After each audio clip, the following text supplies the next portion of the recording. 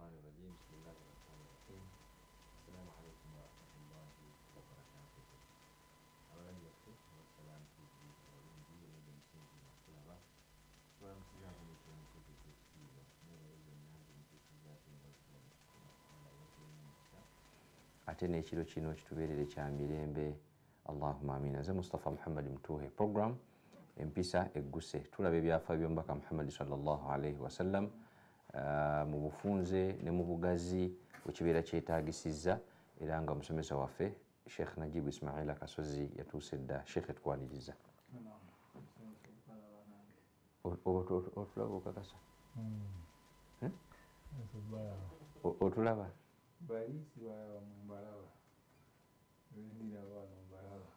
waliwo yaŋŋambye kale nenkulaba n'otampana ku kajjambo naye mbuuza buli obu byalaba Salaam TV yenna mulamusizza gy'osiizira wenna era naawe kajjambo kajjira mu kiramusa ekyo. Sheikh, wiiki etambudde etya? Alhamdulillah, wiiki tetambudde bubi kusinziira ku mbeera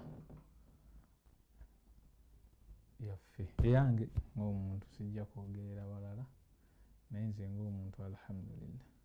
Ewo sabbuuni agulika oba oli mu nsi ndala? Oba agulika oba tagulika, tulina obunafu. Kyekyo kye tulina okubeerako. Bw'ali eyo nga okaaba nti kino lwaki kiriwo ekiti, Museveni tafuga ggwe wekka, yafuga abantu bonna, Uganda yonna agifuga. So waliwo abasobola omugula, waliwo abatasobola mugula, naye kye tulina okwebaza kye tulina okukola kisinga okuba ekyebbeeyi. Alhamdulillah, sabbuuni tumufunye tetumufunye. Edda abantu batugamba nga bayozesanga bikoola byaki byamapaapaali. Tukomyewo ku nkola enkadde etatujja ku busiraamu ugizzi. Waliwo yagamba abantu okuva anti kati kyegga nti abantu era abatanywanga sukaali bafumbanga caayi, bafumbanga bikajjo, bikajjo ne basaako ekisubi ne basuulako amajaani n'omunywa sukaali nga yoyo. Ogiwulire? Naam. Waliwo yagamba abantu bave ku kyokulya ekimu badde ku kirala. Bye sijja kwogerera wa engalo zino bakolimidde oyo tezenkanankana. Naam, ono si ono, n'ono si ono, n'ono naye si yaliwa, si ono. Nti ffenna tetusobola kuba nga tuli bulungi. Buli omu atuuka ekiseera nga alina okwetaaga omuntu. Ffenna Allah wanaatuwa tetujja kuba bawulize gavumenti eno etuliko oba etufuga. Abantu tebalowooza nti nduula, naye njogera byebyo byenjogera. Ffenna bwe tunaaba obulungi tetugenda kutambula nga bwe tulina kutambula. Wateekwa okubeerawo omukozi, wateekwa okubeerawo akozesa. Kati ate ffenna tunaabeera nga tuli bagagga, bani bwe tunaawa saddaaka. Mungu yayogerako ya bwereere. Gavumenti muginenye empola naye si yebireeta, Allah yaleeta embeera eno gye tulimu. Wazzeemu nkubo? La ndi ku mbeera yange enkadde, ndi ku milla yange enkadde. Gyogeramu nedda, amazima tugoogere. Tuyinza okuba nga tetukkaanya, naye tulina okukkaanya n'obutakkaanya. Naye ng'embeera eno gye tulimu, muzungu mukyogera muta let us agree to do what? To disagree. Tukkaanye n'obutakkaanya. Natafiqu ala alla natafiq. Mbeera bwetyo bweri. Kati Sheikh, embeera eno waliwo twali tulaba Nabbi sallallahu alaihi wasallam emabega katono nnyo bwe bamuggalira mu kiwonvu Makka ye n'abantu be.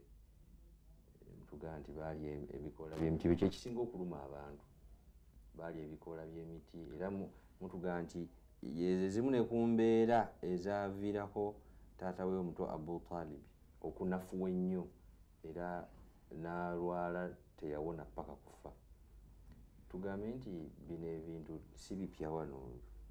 Sheikh, nti twali tubirabye. Oli muwalimu tera osome kutuba, naye mu bintu by'okulembeza ng'osoma kutuba olina ayati zotera okusoma ng'otandika ekutuba eyo naye sijja kugendayo nnyo eyo naye waliwo aya kangisome Allah watugambira nti walanabluwannakum bishaiin min alkhawfi waljui wanaqsin min alamwal walanfus wathamarat yaye afundikira yagamba nti wabashir asabirina yani fi kulli hal mu mbeera yonna kitukakatako okubeera abagumiikiriza n'abakkakkamu mu mbeera ebeerezze ife ffennyini tubeera nsonga y'ekyo ekiriwo naam tubeera nsonga y'ekyo ekiriwo muntu bwe buba bwavu oyinza okwekanga nga kuffe kuliko ensonga lwaki tuli baavu ate si kwekanga wabula kyekituufu bwe kuba kulumwa njala tuteekwa okuba nga tuli sababu ku njala eruma abantu. Musomesa wange Sheikh Sekadde yagambye abavubuka abasomye be basinze okuvaako obwavu buyitiridde wano e Uganda. Abavubuka abasomye ate bugera bbaluma emirimu bagikolaga dibe nga lye ne boonoona emirimu negifa ne ssente ne zibula. Obwavu bugera bbaluma bubatte okutuusa nga muzza eri Mungu. Yandiba edduwa tuveeyo okutuusa nga tuzza eri Mungu tugende e Madina Seeka insha Allah taala. Nabbi sallallahu alaihi wasallama aguze ettaka. Omubaka Muhammad sallallahu alaihi wasallama tusaba Allah subhanahu wa ta'ala amusiime naffe atusiime asiime n'abo abalongoofu abatukulembera era tuteekemu abo abagoberera obulungi bw'oddiini busiraamu n'ebyo bye yatuyigiriza Muhammad sallallahu alaihi wasallama n'ebyo yatulagira okukola. Bwe tunaabyekukwatako obwavu bujja kuba butono tunaabyekukwatako ndi ku mukaddima tunaabyekukwatako tujja kutambula mu layini obusiraamu gye bwagala. So tugondera amateeka ga Allah subhanahu wa ta'ala n'ag'omubaka Muhammad sallallahu alaihi wasallam. Mu bimu ku bye tuyiga ze mpisa z'omubaka Muhammad sallallahu alaihi wasallam butya bwe yawangaala na butya bwe yeeyisa na butya bwe yayisa abo abamuli wansi. Ebigambo ebikulembedde tebitegeeza nti olw'okuba tubyogedde nti ate abatuli waggulu balina tukinako balina kutukyunya nedda balina kukola nkola y'abo abakulembeze abakulembera abenkanya nga n'omubaka Muhammad sallallahu alaihi wasallam ye musomesa w'abakulembeze abakola ki abenkanya. So tuyinza okutandika n'embeera gye tuba tutandise nayo naye nga abatulaba temulina gitwala bubi tuba tubajjukiza kyekiriwo nakyo ekigenda mu maaso na butyaffe abali ku kigambo la ilaha illallah muhammadu rasulullah bwe tusaanidde okubeera nti tutambula. Nabi Muhammad sallallahu alaihi wasallam twalaba emabega nti we yayingira Madiina ettaka lye yatuulako oba lye yatuukirako yali asobola okulikola ki okulitwala naye yagulaggule n'ayagala okukwata mu nsawo ye okutuuka Abu Ayyub bwe yakola ki bwe yagaa nti ya rasulallah dauni ashtari nze nzikiriza nkole ki ndigule mu nsawo yange era n'asaddaaka eyo. Nabi Muhammad sallallahu alaihi wasallam kye yasookerako okukola mu kuzimba society y'obusiraamu yali yeetaaga ekifo kyeyina okukola ki okutebenkereramu. Nga tunagamba nti wano obusiraamu busibukawa mu Kampala nti tulinaani majirisi ekitebe tulina ekitebe wetukola ki wetusinziira nti buli anaaba alina kye yeetaaga nga kya busiraamu alina kugenda ku majirisi yaki ya busiraamu. So Nabi Muhammad sallallahu alaihi wasallam yazimba majirisi y'obusiraamu mu kibuga ekipya kye yali akoze eki kye yali ayingidde ng'atandika na kuzimba muzikiti era process gye yayitamu ye y'okugula ettaka so okulikola ki okuliwamba newankubadde nti yali afunye authority oba amaanyi agasobola oddikola ki baali balimuwadde n'oddimu ayo nti tulikuwadde ya rasulallah anta rasulullah wa nahnu naffe tukola ki tuli bagoberezi bo kyonna ky'oyagala tukikola ki tukikuwadde. N'abajjukiza nti nze bwe nali nzija nabaga nti mulina kumpisa nga bwe muyisa omuntu waki yenna awangaalira wano so siri wanjawulo okuggyako ekyokugwaga nti ndi mubaka wa Allah era ndi muddu wa Allah ekyo tekinfuula kuba nti ndi waki wa kitalo.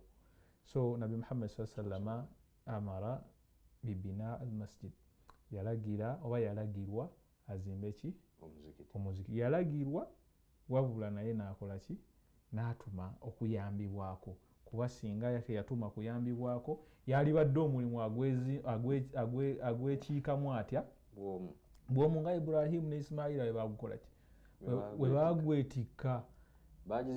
Bagizimba aba, ono bw'aleeta akadongo, ono bw'akuŋŋaanya amayinja, ono kuba amazzi olwedde baali bagakoze eki, baali bagafunye nga bafunye zamuzamu. Ssebo Yokaba bagizimbisa zamuzamu, ya zamuzamu, kisobola nyumba ya kitiibwa, ate buli muntu agituukako afuna baraka.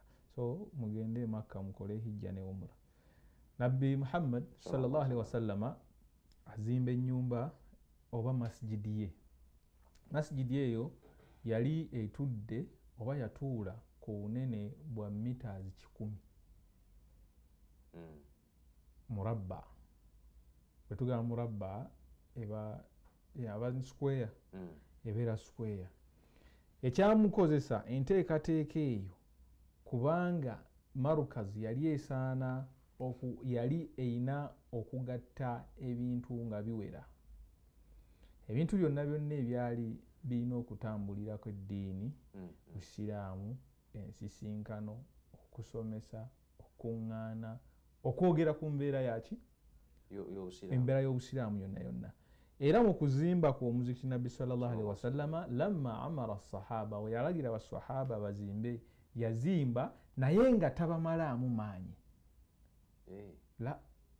Yabaterangawo tuluyite lwali, bakubangamu olwali, embeera ebangwiza omulimu basobole obutanafuwa wabula banywerere ku ekyo kye baali bakola batya, kye baali bakola. Yayogeranga ebigambo bino wammanga, alaga basahaba nti kino kye bakkiriza, kalimatu la ilaha illa Allah Muhammadu Rasulullah lahu au laha ajrun, kiriko empeera. Wa hadha al-ajr, aba mu mpeera gye kyali kirina okuba nga kifuna oba nga kituukibwako yali mpeera yaki yajjana. Era nga mu bigambo byagezaako bagamba nti waliyo embeera egenda okujja oluvannyuma lwa kino, ensonga lwaki tukola bino, tubikola fi sabilillah, tuli mu kkubo lya Allah. Era yayogeranga ebigambo ebizamba sahaba amaanyi, n'agamba nti Allahumma la aishi illa aishi al-akhirah, nti abange mumanye bino, ayi Allah oba mmwe abali ku nkola eno ey'okuzimba omuzikiti, teri buwangaazi bonna bugenda kubeerako okuggyako obuwangaazi bwaki bw'okunkomerero. Atunuulidde ekifaananyi ekyasobola okukiraba ku screen nti omuzikiti gwa Nabi Muhammad gwali sallallahu alaihi wasallam gwatandikibwa nga guli 30 bayinza oziyita oba fuuti 10 oba fuuti 98 fe abamanyi ebyokuzimba, fuuti 98 ziba zivaamu mita zameka 30 oba fuuti 10. Tujagamba nti 10 ku 10, kale tubale fuuti 10 ku kimeka ku 10, ze mita 30 kwameka kwa 3. Eyo ye yali senta nga bwe mugiraba, fuuti 10 ku 10. Omuzikiti kwe gwali gutudde ogwasooka decimal 25, decimals 11, decimals 24 oba 23 n'obutundutundu. Nga muzikiti gwokka tekuli compound, tekuli ki nga weeguli awo.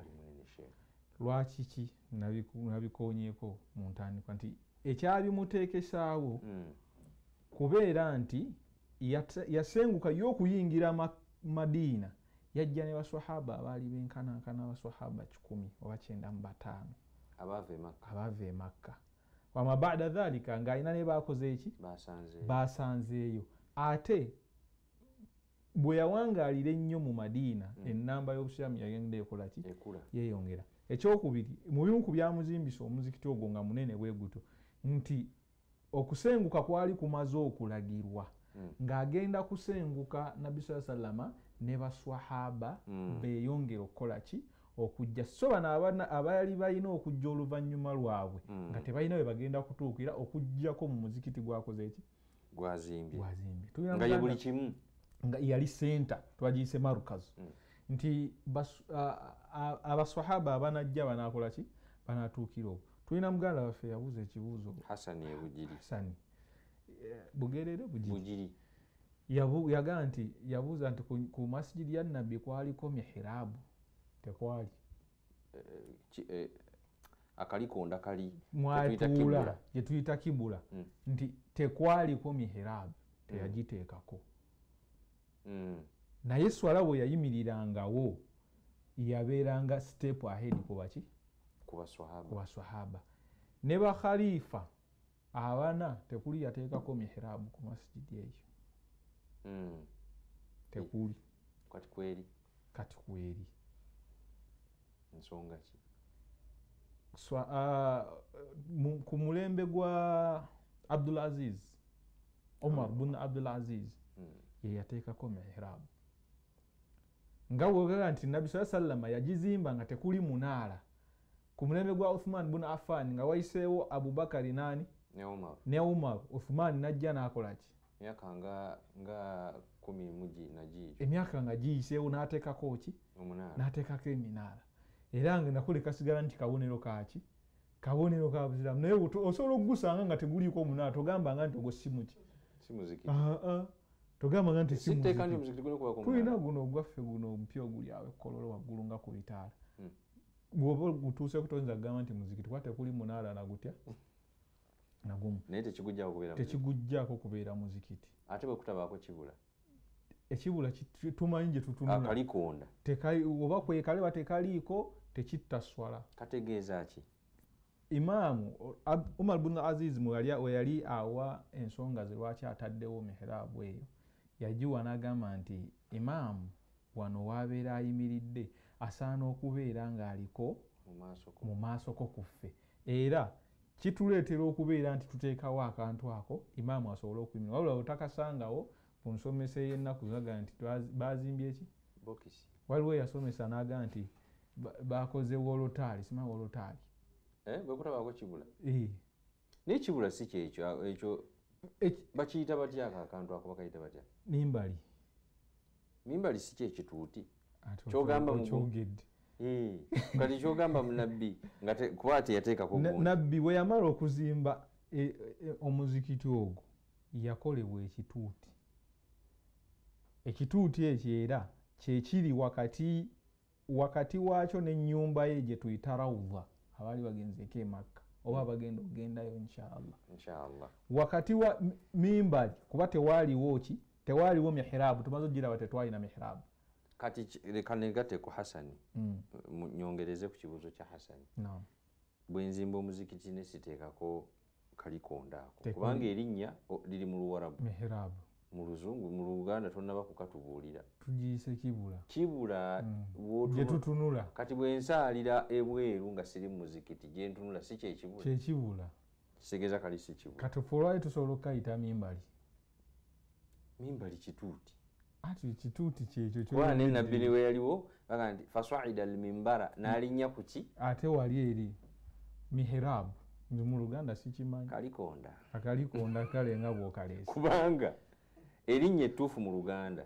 tetuliyina naye ng'otugambye nti ne bwe katabeerako ku muzikiti tekigugana kubeera muzikiti n'omunaala ne bwe gutabeerako ate bwe kutabeerako njuba namwe tekigujjaako kubeera omwezi ogwewese obwo bonna bubonero Allah yagamba nti dhalika waman yu'adhimu sha'aira Allah fa innaha min taqwa alqulub kati tukitwale nti emunyenye n'ebyo byonna ye sayini yaffe naye nti tewaliiwo kirambike nti omubaka yagamba nti mulina kukola bwe muti effort z'abantu kulaga nti obusiraamu bulina simbo yaabwe bukola ki n'ekirala kyendaba sheekhe oli ayinza okuganza enyingina kuzimba omuliro manyi baganda baffe abalina embazuulu naganze kantandikewo ekipya sigenda kuteekako kalikonda ako ketuyita mimbali kipya abali mbikadde akiwulidde wano n'agamba kankambuwale kaakati omuntu atambula just imagine nti abantu amutabadde mutambuze ali musafaari n'asanga ne bamugamba nti ogwo omuzikiti kale kuyinza okubeerako omunaala oba kuyinza obutabeerako naye nga bokisi bweti tamanyi atunulawa emiswalla mingi egisangibwa nga tegirina mimbali nga tegina mihrab naye gibeerako point egiraga nti ekibula kirikola kitya kiri wano. Era olwaleero nyinza kubuyita bunafu bwa kutegeera ng'otuuse mu kifo n'otabuuza nti abasiraamu, olaba n'abatali basiraamu osobola obbabuuza nti abasiraamu basaala batunuddewa wano. Nze mbuuza njuba gyeva ne bakulaga. Kati waliwo atamanyi njuba kugikalikuleetinga ng'ekyo teyakisomaako nti webeera bweti oyimirira bwoti, weba eva wano ne wano otunula bwoti. Ekyo aba teyakimanya. Naye omuzikiti oguba teguliiko mihirabu gusigala muzikiti, era bwe gutabaako munaala gusigala muzikiti. Ebyo byonna emizikiti gy'omu Europe ne America gyine egundi ezo, ebyo byonna Sheikh ta'zim sha'air Allah, bubonero obutuleetera okumpi n'okumanya nti kino kyekyaffe, kino si kyekyaffe. So tuzimbye omuzikiti, Nabi Muhammad sallallahu alaihi wasallam azimba omuzikiti, basahaba bwabateerako eddua beeyongere ki amayaga Allahumma la aish illa aish al-akhirah, tewaliyo obuwangazi bwonna okujjako obuwangazi bw'enkomerero. N'agamba nti faghfir lil ansar wal muhajirun, ay Allah sonyiwa baani bamuhajirina ne ba answari. Era n'asigala nga wakaana baga nti kaana yaqul hadha alhaml la haml khairu, tewali mulimu gonna oba buno obupoota bwe tukola ki alhimal oba haml bwe tuli mu kukola nga tuweereza okuzimba omuzikiti gwa Allah, ate nga muzikiti gwa mubaka bwe tugamba nti gwa mubaka si gugwe wabula gwa linnya lye era ye yaguzimba. Naye omuzikiti gwonna guba gwani? Eba nyumba yani? Ya Allah. Eba nyumba ya Allah. So Nabi Muhammad sallallahu alaihi wasallam yali azimba nyumba mu nyumba zani?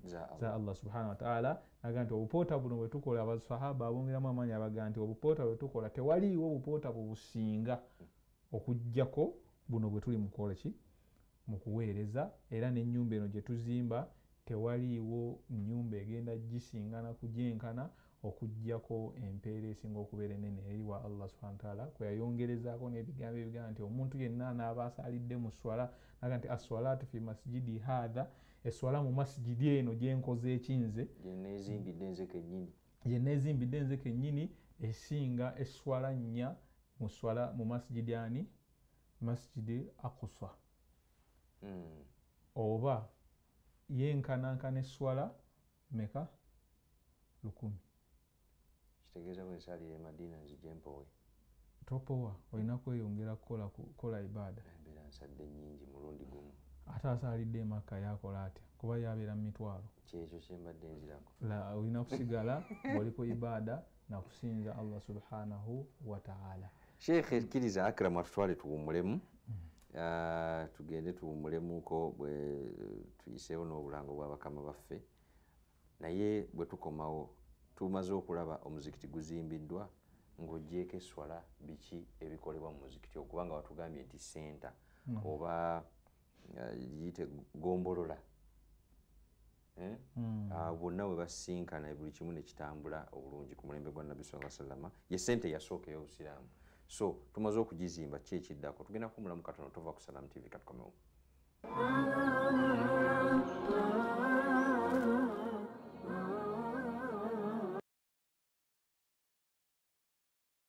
Sagala sawulidde saategedde beeyi rayisi mujjemu Ijityere sebo. Yes customer nkuwe yeno leero Edda taata nyagadde kwebuuzaako mbadde nkulaba waniino ebintu oleeta abo omasawo mukama wange mu covid ono yalanga nnyingi nnyo bizinesi yange ebulamu sitooko okikola otya? Nze amajana gajja mu Pride kati ninawo ka pick-up kenkozesa okugenda mu malimiro limireyo nifuna ennaanansi zendeeta waniino okutunda. Okimanyi ffe abaesenso wakazi tukolera ddala sebo, genda mu Pride weekulaakulanye. Wobanga oteredde teweerabira okusasula looni y'empolampola nga okozesa Pride mobile, kubanga bambi Pride ekubeererawo in good and bad times. Enzanyo taata twala bambi. Pride Microfinance, enkulaakulana yo kwe kwesiima kwaffe.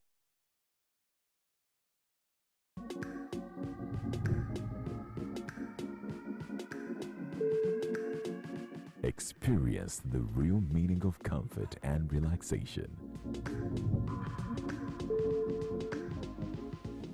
Hotel Africana.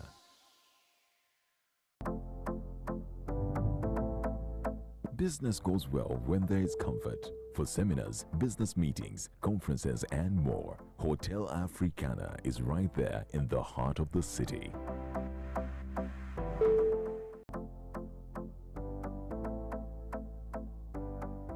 For a delicious meal to light up your day or make an evening just perfect, Hotel Africana is just around the corner.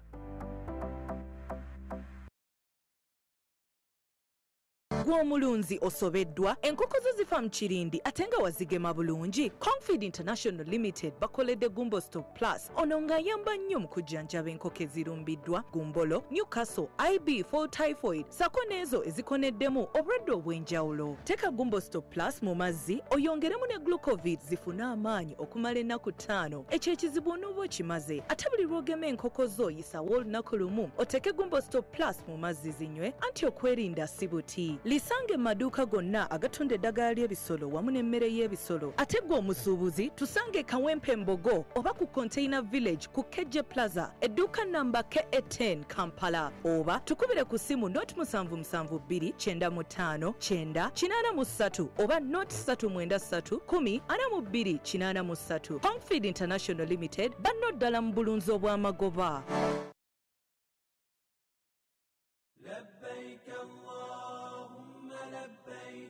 Wayagala okukola umra mu Ramadan wamu ne hijja y'omwaka guno nkwanjulira Ajiyad Hijja and Umrah Services abasangibwa ku Greenland Tower Jinja Road omwaliro ogwokubiri room namba 6 awali Ashura Tours and Travel mwana 2 wano weewali akafuna anti bakufunira tiketi y'ennyonyi amagenda n'amadda visa okukulambuza ebifo eby'enkizo kw'ossa okukusuza okumpi ddala ne haram byonna bino ku ssente ensaamusaamu. Eyeetaaza okutambula n'aba Ajiyad Hijja and Umrah Services tufunire ku namba zino.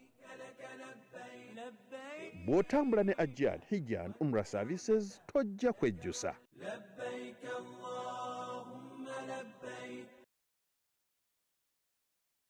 The future is here. Play, pause, rewind your favorite TV show anytime, anywhere on the Afro mobile app.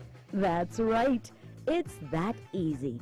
Simply download the Afro mobile app and discover a world of the most amazing local and international content. Radio shows, podcasts, mixes by your favorite DJs, and so much more. Get breaking news in the palm of your hands from a wide range of trusted sources. And that's not all. You can chat with your friends, favorite journalists, TV and radio show hosts. Enjoy this and a lot more when you download the Afro mobile app for free. Available on Google Play Store and the App Store.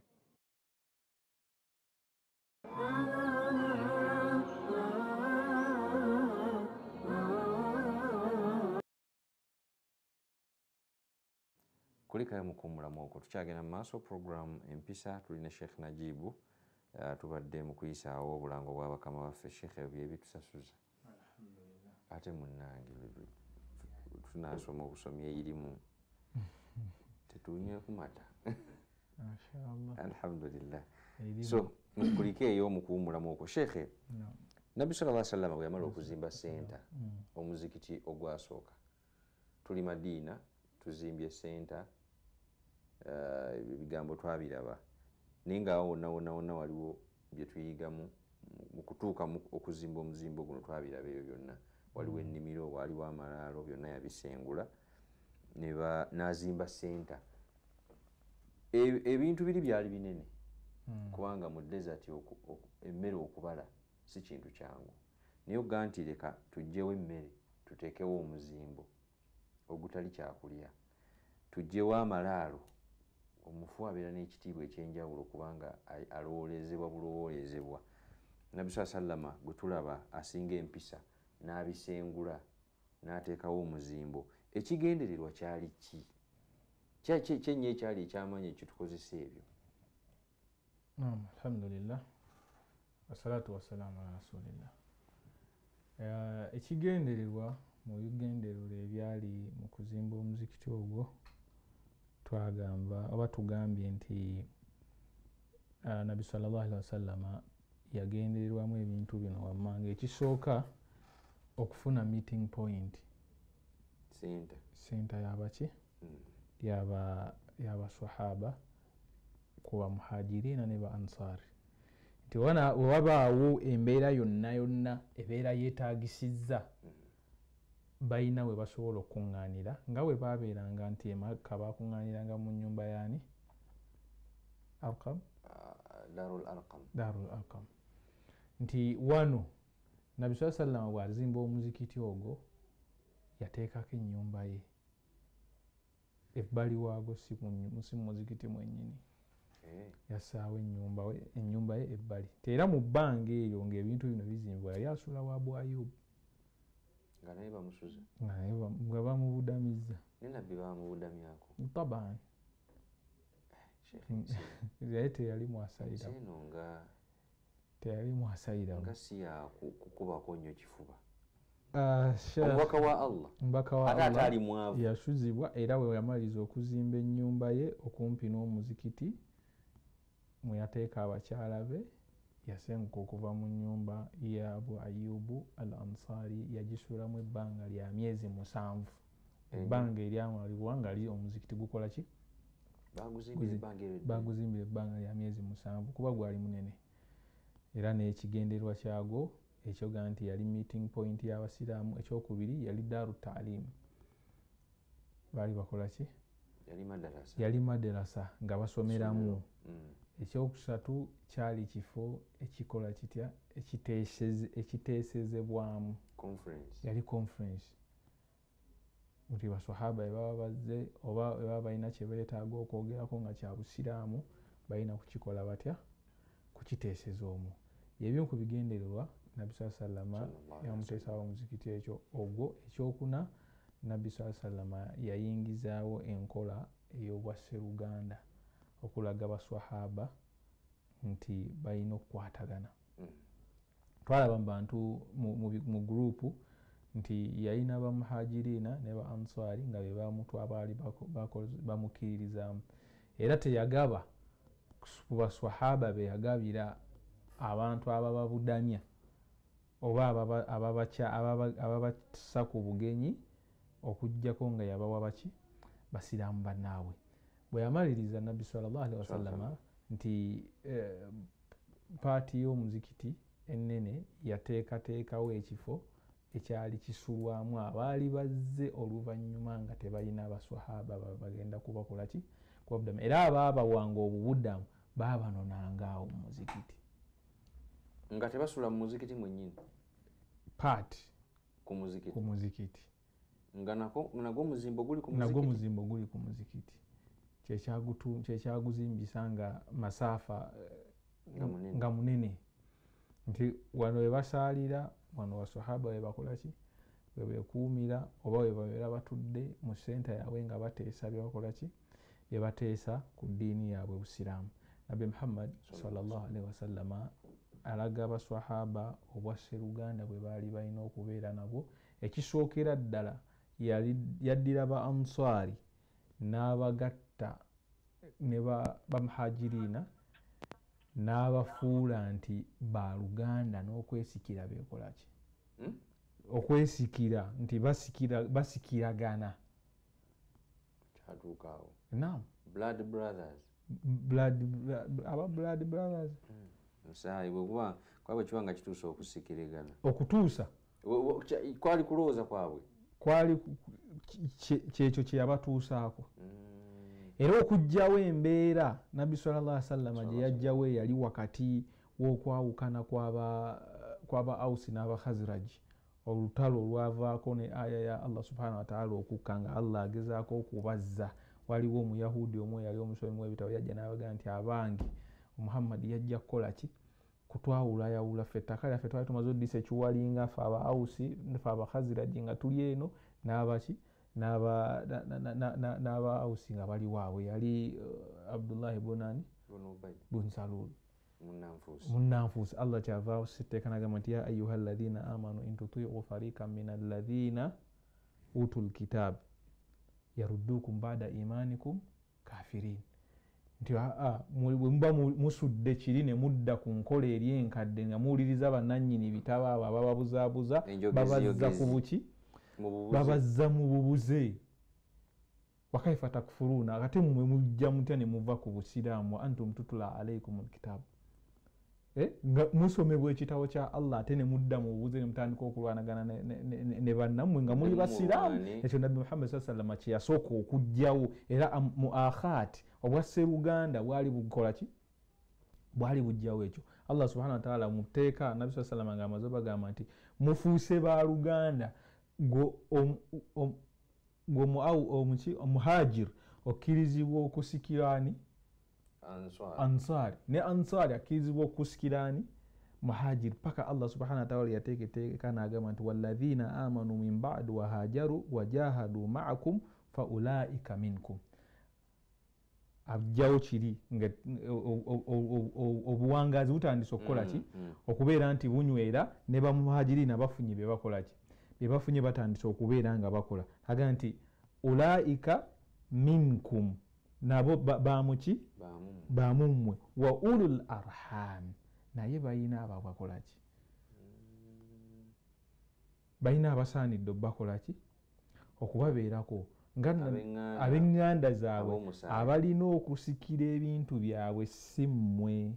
Kwegamba oluganda lwanywera ne lutuuka okulowooza nti bajja na kwesikira nga Nabbi sallallahu alaihi yayogera ku kwani ku Zaidi ibn Harith yagamba nti huwa ibni arithuhu wa yarithuni mutabani wange ansikira ate nange mukola ki musikira. Ekyo Allah nakyo nakikola ki nakijjawo kati amugamba nti wa ulul arhami ba'dhuhum awla bano balina ab'eŋŋanda zaabwe be basaanidde bakola ki okubalinnyira oluganda lwammwe lwa busiraamu. Mustafa mutuuhe muganda wange muti mu busiraamu ebyobusika byaba Mariyamu mutaddewo oluwanyi ebyo byabani lwe luwanyi. Nabbi sallama ekyo kyayamba ku baswahaba okubajjamu nti fe abavudde Madiina oba abavudde e Makka tuli balala ne bano betusanzeewo bali batya balala naye okutuusa era Allah yabalaga bano abataasizza n'abaga nti abange mmwe temuli baaki bamaanyi nnyo kwenkana bano bano bakafiira mu bano ensonga yaabwe yanjawulo ku yaaki bamusenze la yastawi abasenze mwe abasenze mwe abasenzezza bano be musenzezza babasinga bayiwawo omubiri okuva ku lunaku olwakola luti n'obulamu ne babuwaayo olwasooka struggle gyetandika. Era Allah aga nti era abo bennyini kuba mwabo era mulimu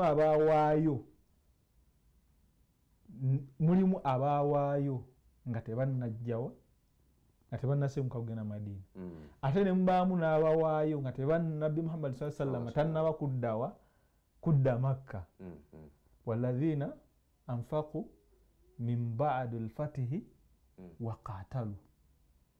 Era ne bano abawaddeyo oluvannyuma lw'okuba nti bano baagenda ne balwana era nabo tebakola ki tebenkana. Obusiraamu buno bulimu amadaala ssebo tetujja kuva gyewatandikidde eri seeka n'otulaga engalo tetujja kuva tulowooze nti nno nti olwokuba ffe tuli bwe tuti katubuuke tugende tugwe tutalina kuggwa.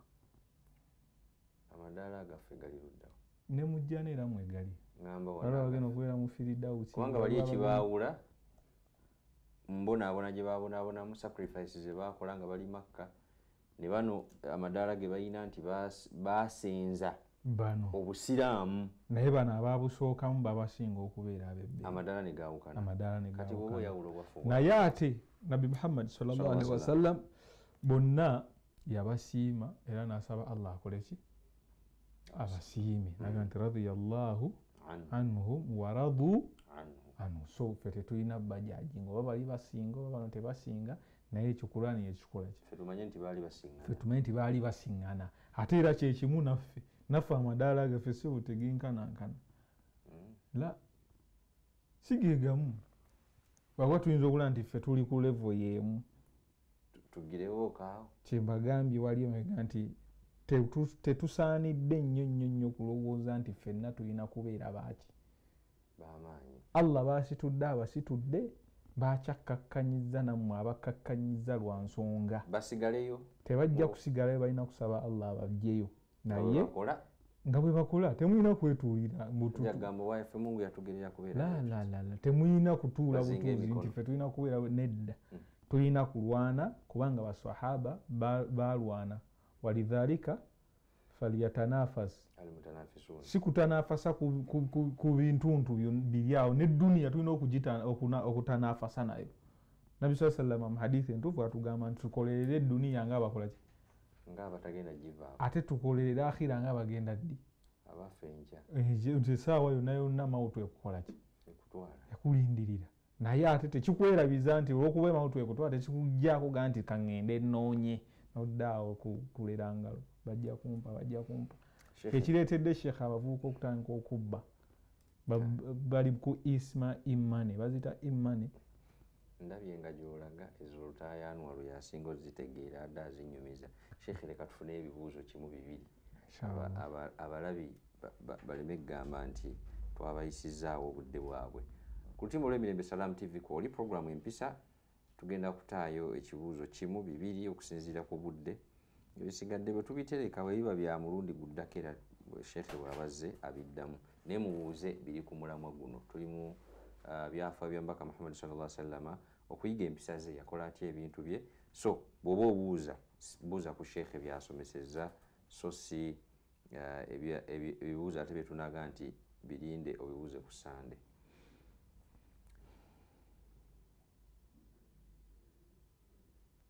Ebibuuzo gye biri. Hello? Hello? Hello? Hello? Olowooza teyeekubye. Omwana aginyize. Yeekubye. Naye era kiba kirungi bwe banga looka eri mu Salam TV. Ennamba esooka nga eri mu Salam TV omwana n'aginyiga nga tubeera twesiimye. Hello?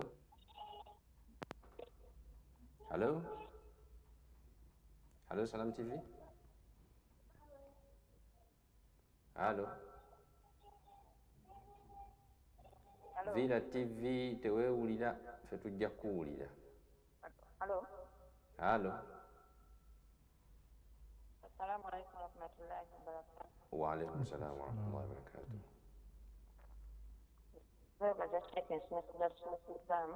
Amanya ne gy'osinzidde? Amanya bamusana ndi Sumaya nsinzidde wano Kitende. Sumaya Kitende. Yes. Nekibuuzo. Nebaza Sheikh ekibasa kyasomesezaamu. Kama Allah yawera okutwongera omukisa batere mubaraka mu puroguramu zammwe zonna. Allahumma amin. Assalamu alaikum warahmatullahi wabarakatuh. Wa alaikum salam warahmatullahi wabarakatuh.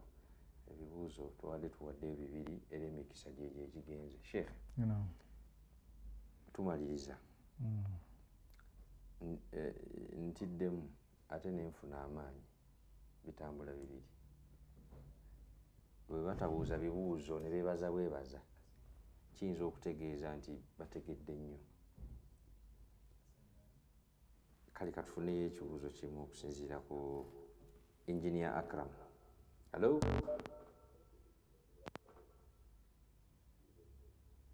Hello? Wa alaikum salam warahmatullahi wabarakatuh. Mwebale kusoma. Kale nnyabo namwe mwebale kusoma. Seeka tusobola okufunako ku ebyo Seeka byasomesa. Okubifuna mutya? Ebyo byasomesa. Kuki?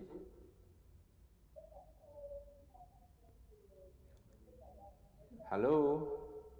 TV giviire. Atuwandikira atuteereko tubifune twagala okuyiga empisa za Nabbi. Ebiwandiike? Ayinza okutuwandiikira taata wangi. Awulidde. Awulidde agenda kukiddamu ekyo inshallah. Kale muyambiza. Oludde mbaale. Atuwandiikire tubigule. Mashaallah. Mashaallah. Ebibuuzo byebyo. Sheikh. Naam. Ono bituwandiika ntubigula. Inshallah Allah mpa obusobozi n'obuwangaazi. Kitabo kizza mu Luganda. Wangi? Inshallah. Kitabo genda kukizza mu Luganda. Inshallah. Kubanga abantu baagala kusoma empisa za Nabbi n'ebyafaayo bye ebiyigiriza empisa ze. Kubanga abaddugavu obudde bw'okusoma tulina butono. Sheikh abasoma we bali. Basinga tulina bwakuwuliriza naye. Toli mweru naye ate twalisomera n'obitusomesa. Inshallah. Walimu bali abeetaaga okusoma. Naam, sawa tujja kukola enteekateeka maama biidhnillah. Ne bwe naabasinze era wajja kuwaayo avaayo awandiika ebyafaayo by'omubaka Muhammad sallallahu alaihi wasallam mu Luganda.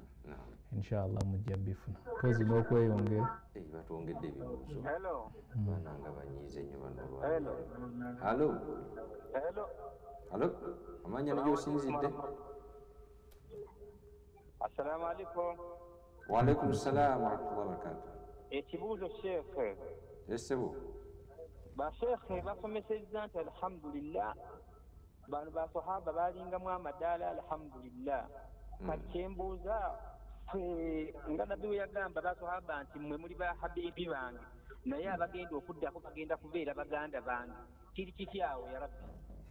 Amannya ne gy'osinzidde? Muzammiru Gasimba nsinzidde Jinja wano alhamdulillah. Mungu abiringa abasasulamu ekisinga okuba ekirungi ya Rabbi. Amiina ya Rabbi alamin. Muzammiru ow'Ejjinja ekyo ekibuuzo ekisembayo Akram twongere obudde buweddeyo totugobya ku mulimu. Sheikh, twenkanankana ffe. Ffe tetwenkana. Habibi tuli baganda be. Tuli baganda be. Baganda bannabbi. Naam. Alhamdulillah. Tuli baganda be. Bali baswahaba ate mikwano gye. Naye manyi ekitegeeza. Kati ffe tuli baganda be era ensonga yagituwa. Kyentegeramu ekimanyi. Muganda wo. Abawa kumpi nnyo gyo. Abawa kumpi nnyo. Naye era bw'aba akukoze ekibi akunyiiza nnyo okusinga atali muganda. Anti weebuuza kati lwaki muganda wange akola kino? Kyobola nti ate ffe tuli babi nnyo ate n'osinga bali. Seeka ate ekyo tewandikyo. Bulina ddaraja kwe buli tetubenkana ekyo ani abuuziza oyo Muzammiru tetwenkana abaswahaba kubanga singa tubenkana ffe twalibaddeko naffe Mungu yali tukoze eki yali tutwalibaddeko radiyallahu anna naye tetugirina ffe tugisomera bali era tukakatako okubasabira Allah abakole ki abasiime naye naffe tetwesabira tuli babbeeyi oli wabbeeyi nnyo kubanga oli muganda wa Nabbi yakuwaswafa bali yagamba mikwano gye naye era tekikwenkanyankanya baswahaba kubanga balwana yensonga lwaki yatuyita baganda be yensonga eyo lwaki Nabbi sallallahu yatuyita baganda be era ffe tuli banjawulo nnyo nti tukkiriza ebyo bye tutaakola ki bye tutaalaba oba tumukkirizamu nga tetwamulabako ne Allah subhanahu wa ta'ala tumwawula kulwakubanga yayogerwako ng'ayogerwako ababaka be so omubaka Muhammad sallallahu alaihi wasallam yekka nti ffe ekitufuulira nti tuli babbeeyi tukkiriza bannabbi bali bonna nti bannabbi era ne baswahaba babakkiriza naye nga n'omubaka ono bamukola ki bamukkiriza ffe tetulinayo aya etugamba nti tuli babi nnyo oba tuli bajeemu naye abawalabu bagirina sijja givuunula Sheikh weeri Sheikh Abubakar Musoke yaginsomedde nga naffe tuli babi nnyo singa yajja kusomera lwe tunadda wano inshallah naye nga ekyamadaala Muzammiru kyabadde abuuza tetwenkana n'abaswahaba balwana Allah yabakubira ekifaananyi n'aboogerako balwana mu kkubo lye bawaayo emaali yaabwe yonna wano lwali tosobola omuntu olwaba obeera oli muntu ng'alina ssente ng'oyaga mutwala Makka naganja ngenda kukuwaako naye nga ne waba zikuwadde zonna tezirina kyezikola tezimukendeezaako bali bawangayo ssente zaabwe zonna tubeera mu mirimu gya charity wano naam nga tunoonya tulina kyetuzimba simanyi tuliko emishego tuli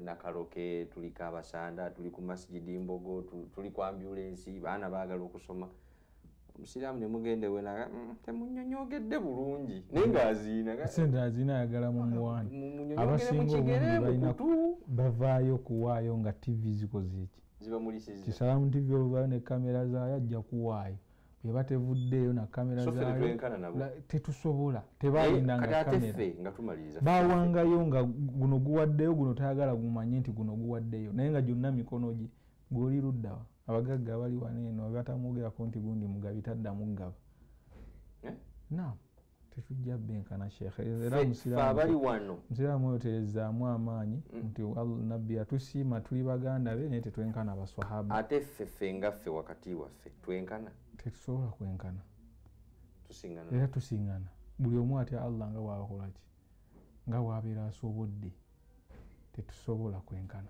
awo tetujja kusukkawo sheikh barakallahu fiik mama mastu mutumidde mashallah mama wange ajati Mariamu lubegane mutumidde mikwano gyange omwana wa mutuma linnya lya mama naam oyo anaakubwako era amukubako munyiigire Allahu akbar shekhe kano kusibulire balebera tuyogere nga tuvudde ku mpewo mubadde balayi balungi mwebale kutambula naffe temuva ku Salam TV programu endala ennungi zikyajja assalamu alaikum wa rahmatullahi wa barakatuh. Alaikum assalam.